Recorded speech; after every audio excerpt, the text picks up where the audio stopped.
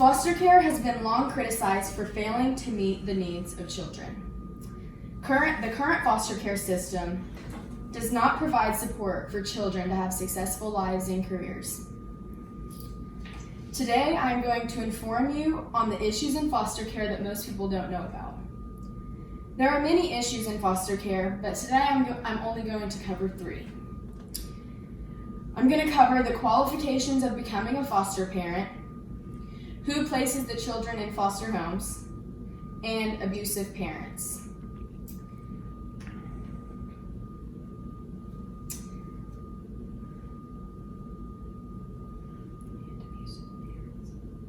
First, we are going to look into the qualifications of becoming a foster parent. There are very little qualifications. You must fill out a questionnaire, fill out an application. Sometimes they do little house inspections to make sure your house is okay, and then they do write-ups, write-up family evaluations so that they can work on placing a child in their care. Once a child is placed into the care of a foster parent, there is typically no parental vision after that. The parents don't really care about the kids because either way, if the kid is safe or not, they're going to be getting paid.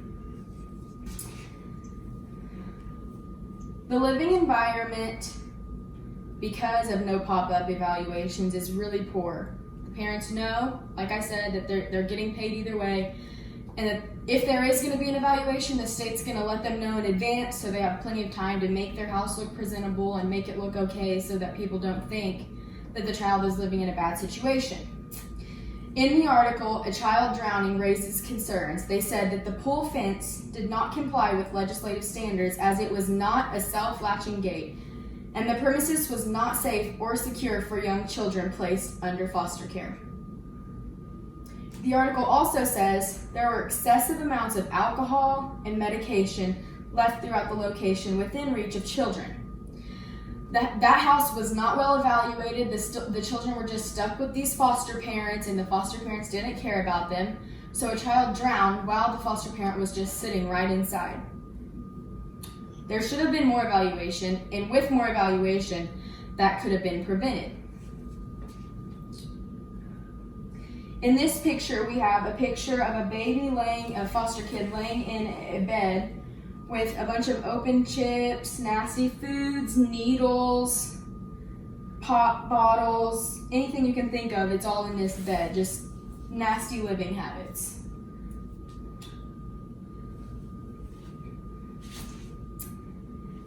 Now that we have looked into foster parents, let's look into who places children into homes. The state oversees the placement of children and where they go and when they go. If a child decides that they want to be removed from a home because of violence or anything, all they have to do is tell the social worker. Well, then the social worker takes their time and evaluates if the child's situation is bad enough to leave or if they just need to stay. So the only issue with this is while the state evaluates, the child is staying in this situation that could be potentially dangerous to that child. Many times, the state will leave children in bad homes so that they aren't responsible. The state would rather a child be in a bad foster home than just be on the streets.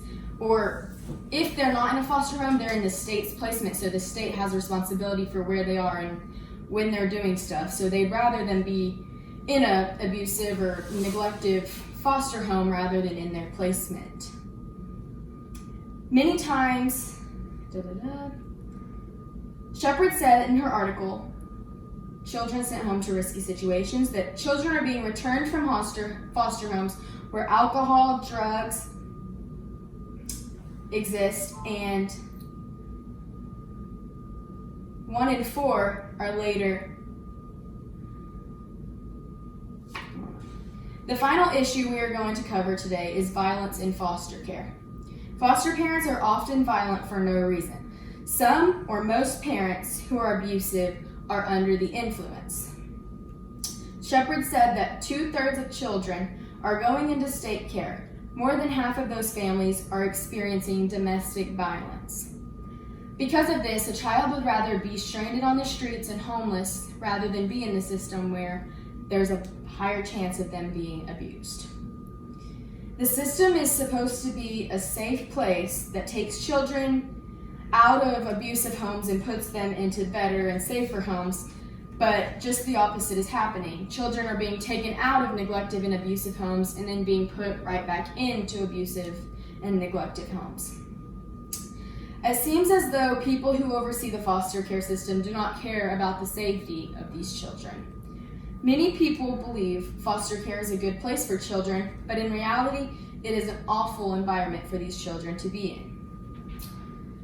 I found this little comment that said, "I spoke with a social worker today.